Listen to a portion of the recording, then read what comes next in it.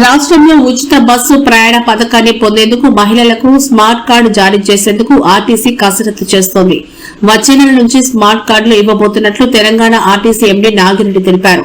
తాజాగా ఓ media channel తో మాట్లాడిన ఆయన ఇతర రాష్ట్రానికి చెందిన మహిళలు తెలంగాణ అడ్రస్ తో ఫేక్ ఆధార్ కార్డులను తయారు చేసుకుని ఈ పథకం కింద ప్రయాణిస్తున్నారని, దీన్ని చెక్ పెట్టేందుకు త్వరలోనే స్మార్ట్ కార్డులను తీసుకొస్తున్నామన్నారు. ఇప్పటికే స్మార్ట్ కార్డుల నమూనాగా 3 డిజైన్లు సిద్దం చేశామని, వీటిలో నుంచి ఒకదాన్ని ప్రభుత్వం ఫైనల్ చేయనుందని చెప్పారు. స్మార్ట్ కార్డులు వచ్చాక టికెట్ జారీ చేయడం కూడా మరింత బలోపేతం అవుతుందన్నారు. వేసవి సెలవుల దృష్ట్యా వచ్చే మార్చి 1 నుంచి ఏసీ, మిగతా లగ్జరీ బస్సుల్లో డిస్కౌంట్ ఇవ్వబోతున్నట్లు నాగిరెడ్డి తెలిపారు.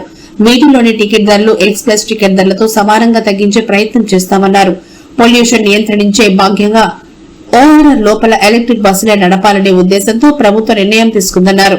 పీఎంఏ డ్రైవ్ కింద త్వరలో రాష్ట్రానికి 2000 బస్సులు రాష్ట్రానికి రాబోతున్నాయన్నారు.